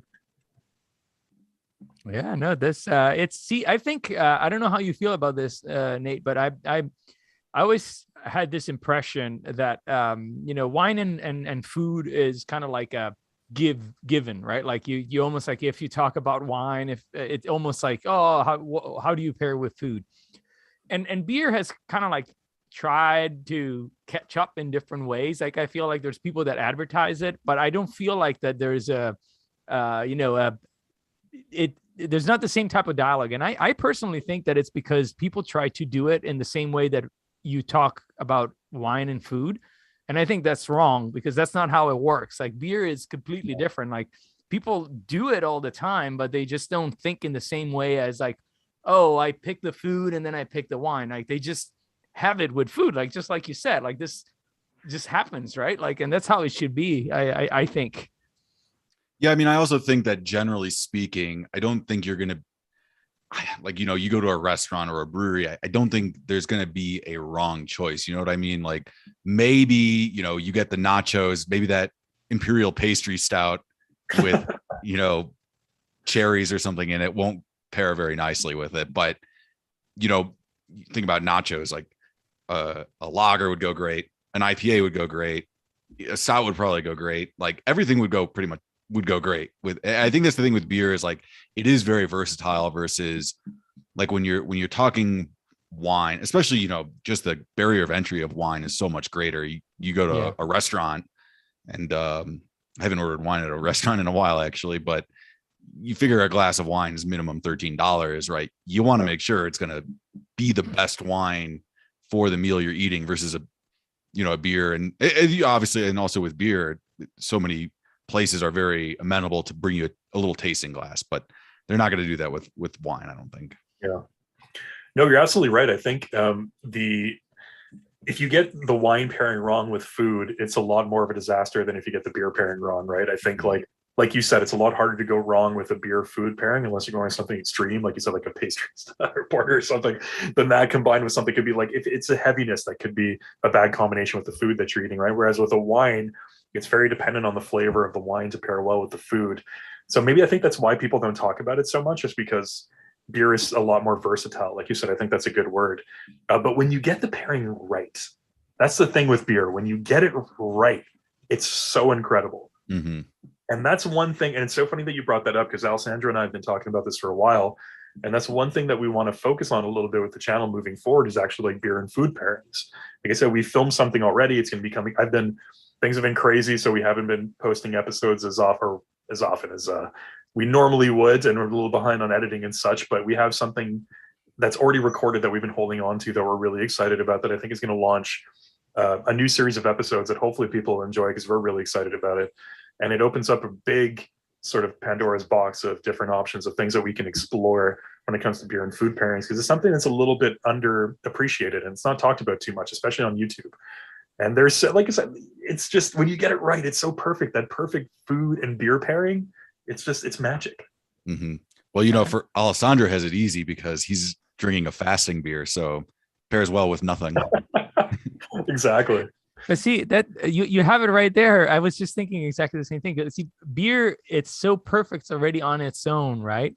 It doesn't necessarily need anything else. The food. But here, like Joe said, if you do the pairing right, like it adds, like it multiplies. Like, but I think that what latching onto those two ideas, I think that the talk is what people are.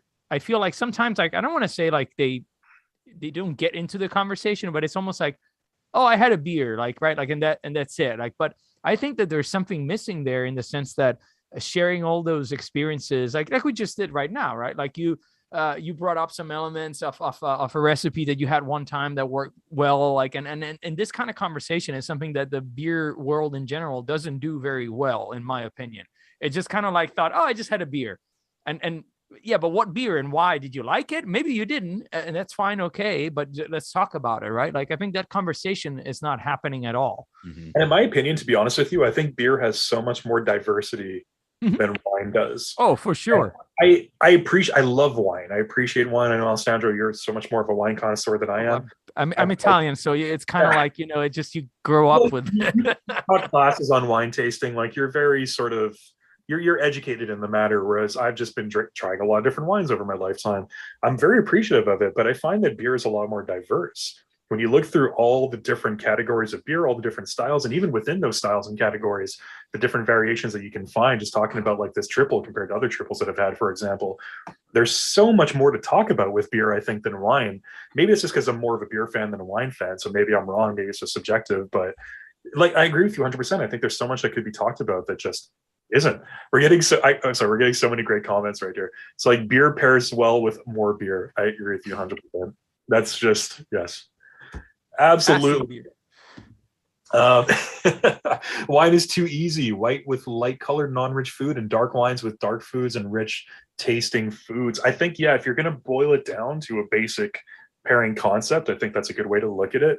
You can get a lot more complex with it. I think at that point, I think it becomes subjective, right, Alessandro? I think like once you get into specific types of food compared with different specific wines from specific regions, I think that it's like it becomes just a fun hobby at that point where you're really trying to you're like digging a little bit, right? I think hobby is a good I've in my little very limited experience, like what I always used to tell people was, I don't be too afraid of experimenting. Like it's it's at the end of the day, like, sure, you might have a a less pleasant experience, but it's not it's not going to be awful. Like you might just not, okay, well, that was fun, I'm not going to do it again. Like yeah. There's an excellent wine shop in Raleigh, North Carolina. I have to shout them out because I love them, called the Raleigh Wine Shop. Easy to remember. And, one of the employees there gave me the adage, when you're looking to pair wine with food, drink what the people making the food would drink. So basically just drink the country. If you're making Italian food, drink Italian wine. If you're making Lebanese food, drink Lebanese wine. And I feel like that's sort of true to some extent with beer. I want to say, if you're nothing goes better with fish and chips than a great English beer or an Irish beer. The same with the oyster stouts. Yep. Oysters and Galway oysters with a Guinness. That sounds amazing. And I think if you kind of stick to that rule of thumb, it's going to maximize your experience. It's a good it's actually one of the ways they teach like wine pairing. So location. It works. Is it all about, is it a lot about the power of place?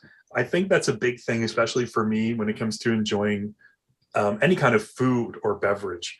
I think the place that you're in, the atmosphere that you're in, and the story, like we love beer legends. We love the stories behind the beers, right? And I think because that plays so much into it. When you can read a story about a beer and you can read about the history of it as you're tasting it, as you're sipping to it, it adds so much. Because at the end of the day, when you're eating something or drinking something, it's a very subjective experience, right? It boils down to how you're interpreting it, how are you interpreting those flavors, and how are you interpreting the aromas. So I think, like, I agree with you 100%, Nate, and I think that's a big part of it. Like you said, if you're in Galloway and eating some oysters along with, and having a pint of Guinness along with it, I think it's the power of place. It's being there in that moment, drinking the appropriate beverage for the appropriate food and enjoying them together as it should be. And that just adds to the overall enjoyment factor, I think. No, it's I couldn't agree more. Like it's one of the, I would add to that the location concept works because wine or beer, doesn't matter. Like, because I think recipes and beers have had like decades, sometimes centuries to develop in a certain way. So, it's kind of like this refining process that happens over time. So they've done all the homework for you, right? Like, so they're saying like, hey, like we live here, we drink this, and we eat this. So it usually pairs well together. So that's, plus like if you go visit, then you have, like we've talked recently about, does Guinness taste better in Ireland? Like, well, yeah, because it really does. Like, so we have Hector, good old Hector, popping into the chat. Hector Chavez. Alessandro, what's your favorite Italian beer? Well, that's a tough one, but I'll say I think if I have to mention like let's call it smaller brewery, I would say this one right here, the Balladen Brewery. It's anything they make is spectacular. If I have to talk about one more mainstream, to say it's not really mainstream, but Menabrea, it's out of Biella in North Piedmont. It's they make a classic lager, but it's just way more flavorful in my opinion than Moretti and the Peroni that you can easily access also outside of Italy. I'm really hoping that one day we can do that episode on San Michele. That's a nice brewery too. Yeah. I got to tell you this story. We've never talked about this on the channel, but when I was visiting Alessandro in Italy a couple of years ago, just outside of Torino, where he's from, there's Is it? It's not technically a monastery. Is it a Catholic church? It is a Catholic church. It Oh, used to be a monastery, an abbey. Yeah. Yeah, until I think the beginning of 1900s was when it was the last monks, like kind of like, and it was acquired by a different order of, but it's still a church. It's a Catholic church, yes. It's this beautiful, just medieval looking castle at the top of a mountain, like in the Alps. Just like it's this mountain range that comes down from like southern France into northern Italy, and it's just like it's just gorgeous. And you could see this castle looking structure at the top, and then so you go on this hike and you walk up the pass all the way up, and it took what, about 20 minutes to walk up the pass, like up to the top to get to where the church, like the castle for all intents and purposes, or the church is at the top. But the monks who used to live there would brew their own beer. And there's still like a little restaurant / bar that's open at the top, and you have these beautiful views of just like the mountain range, and you can see into France, and it's just, you could see as far, just far off into the distance, into these beautiful vistas. And they serve this beer. They still make this beer, the San Michele beer, and it's non-pasteurized but non-filtered, right? Yep, so it still has like particles in it. So like it looks like there's these little floating particles. It's unfiltered. It's unfiltered, exactly. But that was one of the most enjoyable beer experiences I've ever had. And talking about power of place, sitting in that open air bar, kind of overlooking the mountain range, this unfiltered monk beer, that was pretty incredible. And we want to, when Alessandro went back to Italy last year, he took some pictures and some videos, and we're hoping to do like a little bit of a short little documentary about it, which we'd love to put out one day. There's so many just beer legends and stories. There's too many. There's not enough time. But one thing that I wanted to mention, like before we get into other conversations, like I wanted to thank Nate here because I believe that in a week or so, he has reached the first ever beer evangelist to reach the 6-month mark. Nice. Yes, this is true. So what that means, Nate, is that you do get to pick a free merch item from our store that can be sent off to you. So you can let us know.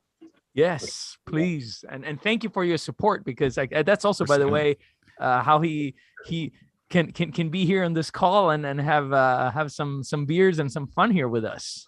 Exactly. Yeah, well, I was in a fraternity in college, so I'm used to paying money for friends. When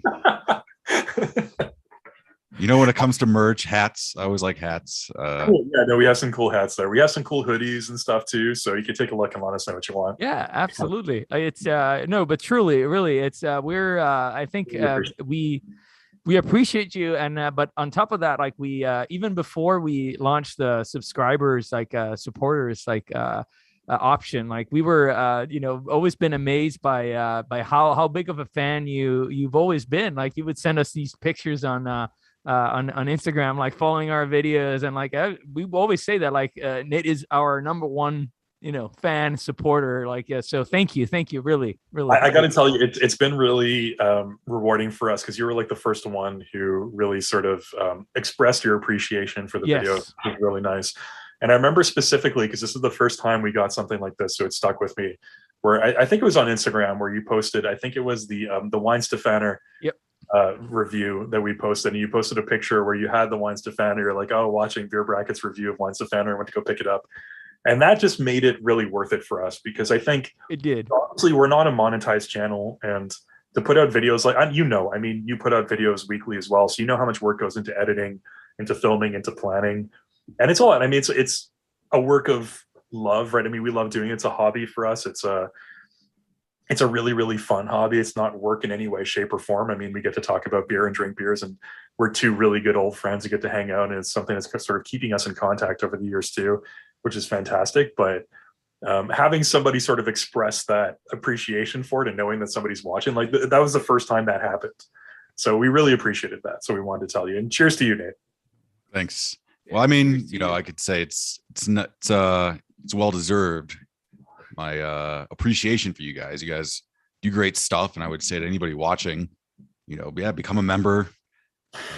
If nothing else, it's I guess what I would say is, I feel like in the world today where everything is so atomized and everybody's apart, and it's like this is what you guys do with each other and what you try to do with your fans, it's the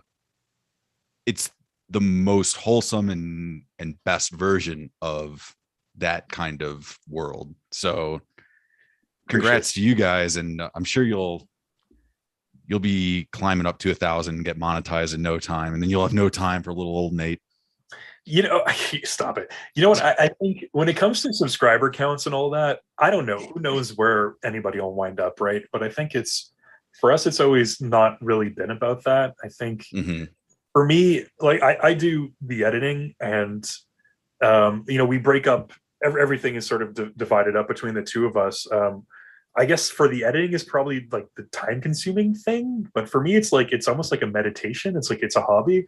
I've always been a creative person, so I take a little bit of time here or there at night, like after the baby's asleep and the wife goes to bed. I'll take a little bit of time and do some editing, and it's fun. I've always had creative projects that I worked on, and for Alessandro as well. I mean, it's a way for us to keep in touch, but it's a way to kind of express ourselves creatively as well and talk about something that we're passionate about and something that we were talking about anyways.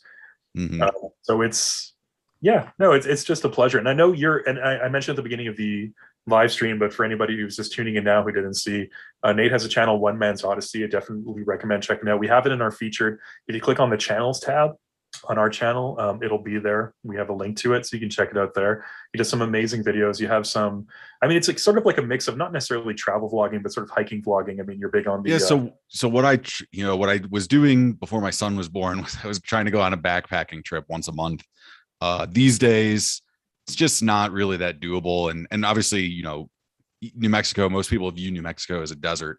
It gets very cold in winter, and so like where I'm at right now, it's finally just starting to get warm enough to really get out and do stuff. So what I do is I kind of do, like, I would say, well, I try to do 2 beer reviews a month, and they're usually in what I think to be very beautiful places. So what I'm always kind of shooting for is that if you don't even care, if you don't drink beer, never interested in drinking a beer, you'd still get something out of the video. A lot of time, most of the time I'm doing New Mexican beers or beers from the Southwest. So I try to do occasionally, and I actually do have a couple of reviews coming up where I'm doing one from Oklahoma and one, like I said, from Belgium. So I try to do a little bit of here and there, but I find that I think most of my viewers are actually the people who watch the beer reviews pretty frequently, I think, are mostly from New Mexico, because I noticed that if I do even a national beer review, it doesn't get very many views. Not that any of the videos get very many views, but those tend to get a lot less. So I think most of the people are in New Mexico.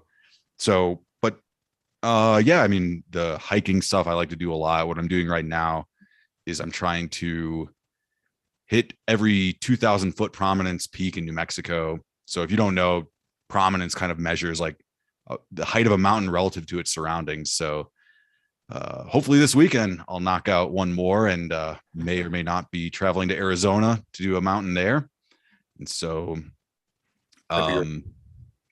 if I can add, I would say that I love in your videos, like obviously love the reviews and the videos themselves, but one of the things that I personally really enjoy is your I don't know how to say it correctly in English, but like the way you record like the shots, like and you give an idea of the landscape. Like the panoramics. Really, sorry, what was that?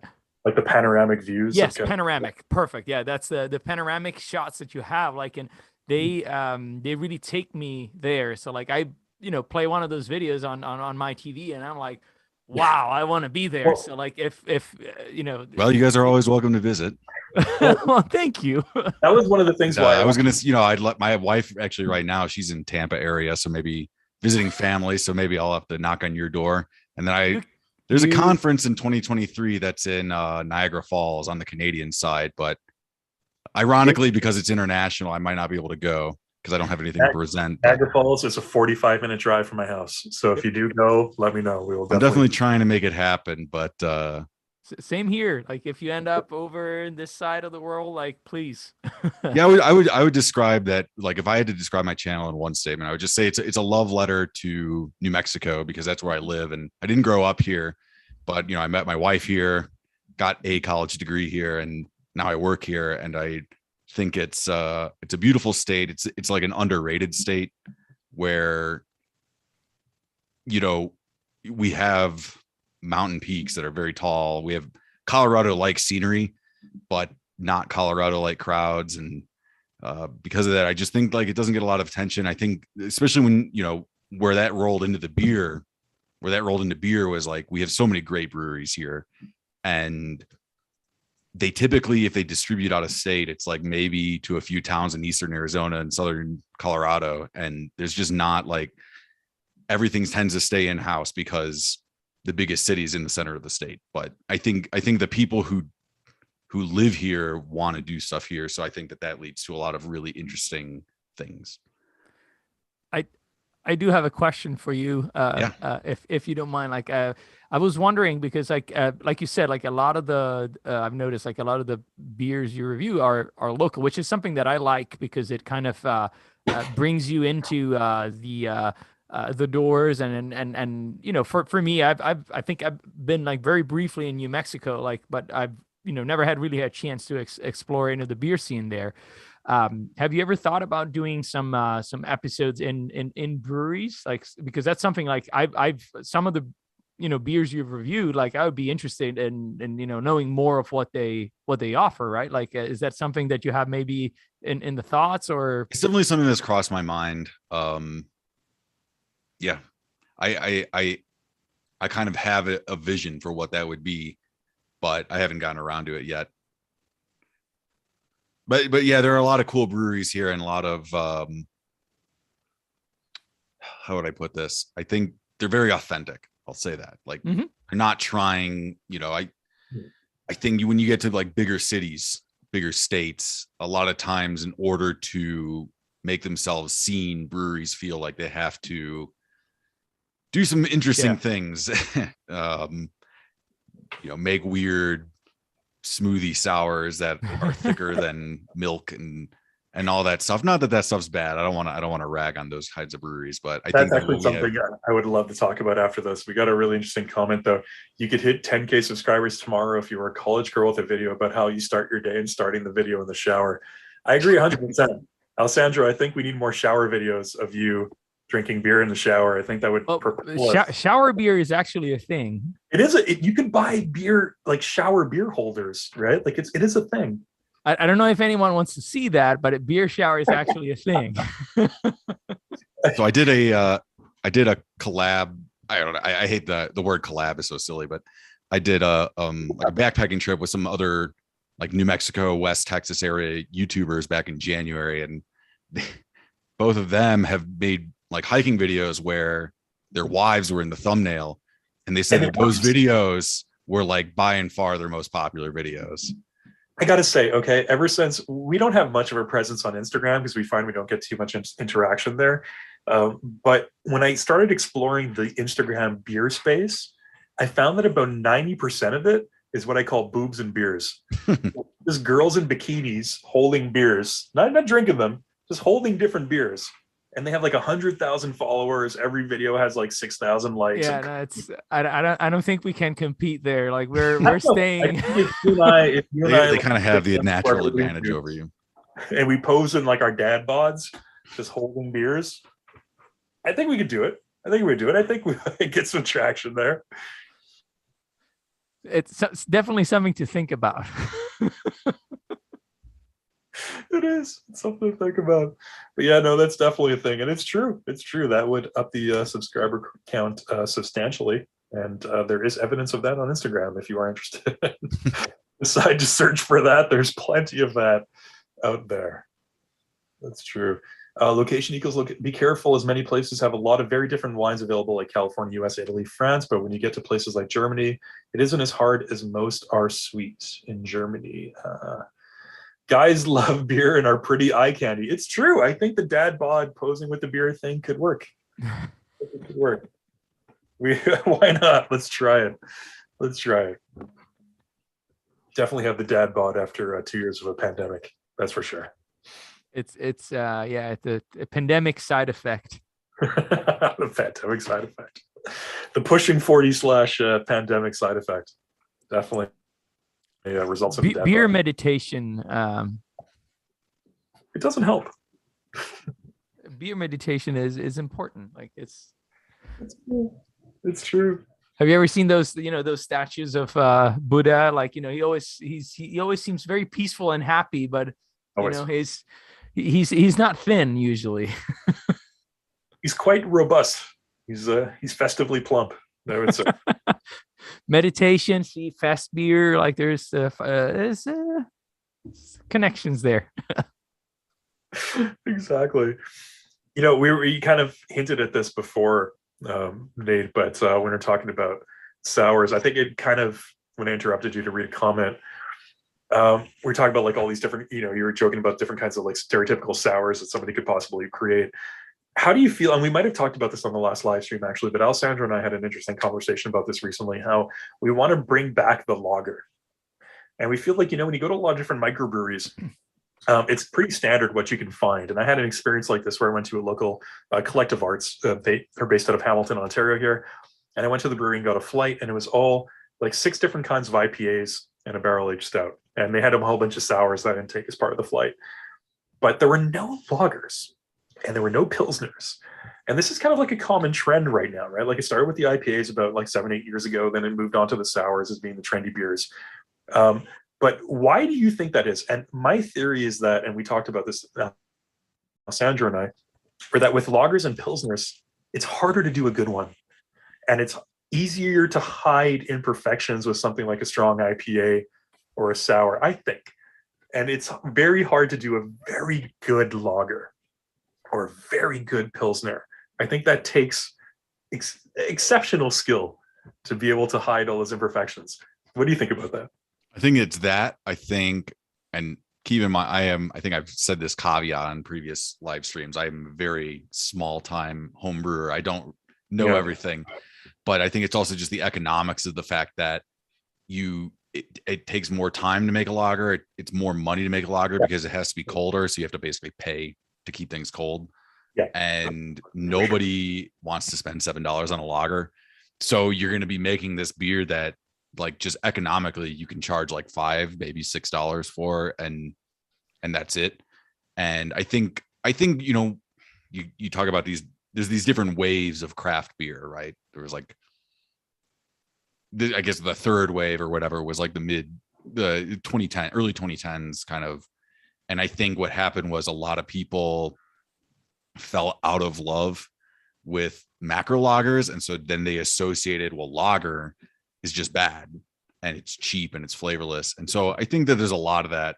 I actually think lagers are sort of making a resurgence. I think a lot of people are really interested in lagers. I think you don't see them as canned offerings that much because they really are best enjoyed on draft, ice cold. And I'm a big fan of lagers. I did last summer. I did like lager summer, where all summer I just review lagers, and I'm pretty sure I'm going to do that again this summer. And I've already got a few lined up that I think are going to be pretty nice. Right. But I think there's also this perception that it's not a very diverse style, and I think that's just not true at all. I mean, even if you're not getting into weird, like Czech dark lager or Bach territory, where you're like, they're technically lagers because they're made with bottom fermenting yeast, and at colder temperatures they don't taste like traditional lagers. So even if you ignore those and you're just looking at lagers, I think people are realizing that the good brewers can make those taste interesting. A good brewer can make like 3 or 4 lagers and they taste different. And actually my old landlord and some friends and I last summer we did a Pilsner taste off, and they all sort of tasted the same. Like, you end up with, even if you think you're doing like a stout taste off, right? Everything is going to, at a certain point, like they might taste very different back to back, but at a certain point, they're all going to have chocolate notes or something. They're all going to have coffee notes. And so it was sort of that same way where it's like, everything, tasted biscuity, tasted crackery, tasted malty, tasted bready, but even just drinking 14 Pilsners back to back, they taste significantly different.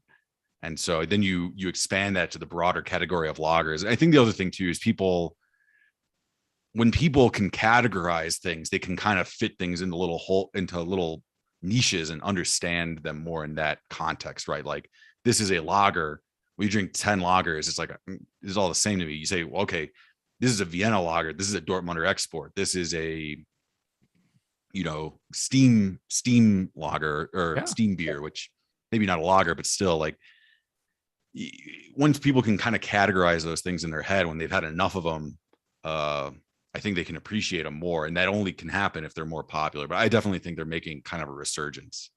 I think that people are a lot more interested in them now. We were saying how it would be so interesting if you walked into a microbrewery and instead of having a menu of 4 different hazy IPAs and 4 sours, they just had 3 lagers. And for the reason, like you said, there is more time involved. There's more money involved. You have to store them for longer when you're producing a lager, right? So it's a lot more time consuming financially. There's a lot of things to consider there. So it does explain why a lot of smaller breweries just don't brew a lot of lagers necessarily. But wouldn't it be cool if you walked into a microbrewery and they just had 3 different lagers on the menu? Like, that would be so interesting. That would be something so different. And I really hope that moving forward, people start exploring that a little bit more, because it is a really underrated kind of currently style of beer. I think it does have a lot more diversity to it than people give it credit for. Like you said, I think when you have a really, really good lager or really interesting lager compared to what we all know as cheap lagers, right? I mean, we all have had a million cheap sort of mass-produced lagers in our lifetime before. And then when you have a really good one, it stands out. It might not be really different in terms of a flavor profile. It's not going to stand out necessarily, but you can tell that it's good. You can tell it's different. You don't feel a heaviness after drinking it. There isn't like that cheap beer aftertaste, right? Where it's overly sweet and malty, but in an unbalanced way. It's not overly acidic. It doesn't make you, if you drink 2 of them, it doesn't make your stomach hurt afterwards. There's so many things, like the difference between a cheap lager and a really, really well-brewed lager, that when you have the good one, it's such an experience. And I have one recently that by that same brewery in Hamilton, Collective Arts. They make one called the Audiovisual Lager that I've been loving recently. And it's just, for that reason, it's nothing special. There's not a lot of flavors that really stand out too much, but it's just so clean and so crisp. And you can tell that the quality of ingredients is there to a level where when you're drinking it, you can have a couple of them and it doesn't feel heavy. You don't feel bloated afterwards. You don't get, and sometimes you get like that cheap lager headache. If you drink like, let's say 3 or 4 Budweisers, you might get like a little bit of a cheap beer headache, It's just not there. And you can tell that there's a difference in the quality. And so it'd be nice if they kind of made a comeback. I think that's incoming in the beer world for sure.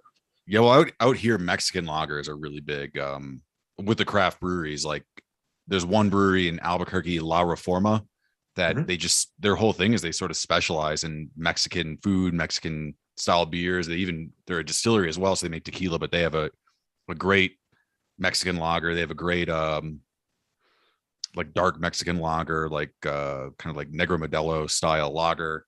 Oh, that's good. Some other big breweries around here that are making really good Mexican lagers. And like, I was helping a friend build a shed this weekend, and he lives out in the boonies, and he lives like 5 minutes away from kind of like an up and coming brewery, I would say. And we got a growler of their Mexican lager and had that with some salt and lime after putting the shingles up on the shed. And it was like a transcendent experience. It was so good. You talk about, like, I brought it up, like you were talking about the experience of beer, and like, that's like what a Mexican lager was made for. But see, I like what you just said, like, and about the experience, because I think that's something that people don't always think about. Like they obviously do, but in a way, like they also don't, because it's you try to just judge the beer, like, and not like for when it's meant to be. But one thing that I would also add that we've talked about before, Joe and I, is that I find that a lot of breweries nowadays have like this almost need of presenting the whole catalog of beers, right? Like, so, I gotta have a stout, I gotta have an IPA, 3 or 4 IPAs, I gotta have 3 or 4 sours, because that's what people want. If obviously it's different era, but like a lot of the older breweries that are still around that for whatever reason, like, have like some let's call it like solidity to them, like they usually specialize, right? Like, and they do few things, but they do them very, very well. Like, they might have like variation and seasonalities, like some beers that come out here and then, but if you look at the core product, it's like two, 3, maybe 4, and usually there are variation around that, right? Like, and I find that that's something that nowadays is lost a little bit. It's almost like if you have a microbrewery, you need to have 10 different things. And I don't know, but I think that something is lost there when you're trying to be everything instead of trying to specialize. And like you said, like there's nothing wrong in producing something that has a very specific, that produces a very specific beer experience, just like you said. I think that's there's a beauty in that. Yeah. Well, I think that one thing that breweries forget, and what used to be like in the first wave of craft beer or second, I don't really know when the different waves start and end, but I think like first wave of craft beer, you're kind of, what breweries had was a flagship beer. Yep. And that is something I think is a little bit missing nowadays, right? Like I agree 100%. A lot of these smaller breweries will open up and they'll kind of like throw crap at the wall to see what sticks. And they might be making good beers, but there's something about like planting your flag and being like, if I do nothing else, I'm doing this right. And then people will flock. Like if it's good, it doesn't matter that it's not the hottest style. Like people will flock to it and they'll like it, I think. I agree 100%. I think that's completely right. And the flagship, I couldn't have said it better. I think having a flagship beer is something that's really missing with a lot of microbreweries these days. And going back to that conversation that we had previously, Alessandro, about this, I think it's almost like there's this expectation for brewers to be artistic and to show off the wide range of different beers that they could produce on a constant basis. And so like you said, you go into a microbrewery and there's a menu of all these different, they have to have one of everything, right? There are a couple of different IPAs, a couple of different sours, a couple of different stouts, a barrel-aged stout, like it's got to all be there. But it's almost like, and I don't want to, it sounds negative to say, let's say showing off. I don't want to label it that way because God, I appreciate everything every brewer out there does, and showing 100%. off. It's not negative in any way, shape, or form, but I think there's just this expectation now where, because there's so many quality microbrewers, and because we're in the age of social media where people can really quickly sort of share pictures of different beers, share their opinion, rate different beers, review different beers. I think there's just this kind of sort of one-upmanship that's sort of evolved over the years with microbrews, where people want to sort of show what they can do. So if you're a microbrewer, you don't want to be sort of pigeonholed into one sort of style. You want to be able to say, look, I'm diverse. I can do this well. I can do this. I can do this. I can come up with a new flavor. I can come up with a sour that has a couple of different notes that haven't been seen before, and I can combine them in a way that works. So it's like a one-upmanship that just keeps going and keeps going and keep going. But I think it'd be so great, like you said, Nate, to see some people really plant their foot down with a flagship beer and say, this is something that we do really well, that we do better than anybody else. And this is something that's always going to sell. This is something that we're going to center our brand around. And sure, we'll do other things. Like you said, Alessandro, we'll have seasonals that'll come out every once in a while. We'll have different experiments that come out every once in a while. But we do one thing really, really, really well. We talked about Hofbrau before. That came up when the comment about the Oktoberfest beer. I mean, they have their lager and they have their Oktoberfest beer. Those are like their standards, and they've been around for hundreds of years. And they have some other variations that come out here and there, but I mean, they have their flagships that are just the standard and the constant, which I would love to see more of. I agree 100%. I think that'd be great. Well, guys, I don't know about you, but I'm out of beer, and I think that's a sign where we need to end this beer bracket. I've got an empty glass and a full bladder. Same, exactly. Everybody, thank you so much for joining us. Thank you to everybody who left some comments. Hopefully you had a good time and you had a beer along with us. We'll let you know. We'll post on the channel when we're going to have another one of these live streams. For now, they're seasonal, as we mentioned, so once every 3 or so months. But if they do gain some popularity, we'll definitely do some more. So let us know. Put a comment down below if you'd like to see more of them, and we'll definitely try and accommodate that. Cheers, Nate. Thank you again for joining us. We really appreciate it. Cheers, everybody. Hopefully you open and close your beer brackets along with us, and stay tuned to the channel. Many more amazing beer videos coming. Like we mentioned, some beer and food pairings coming up very soon. I'm excited for that. We are so excited for that. You have no idea. We had so much fun doing this. And no matter what, don't forget to close your beer brackets. Don't forget.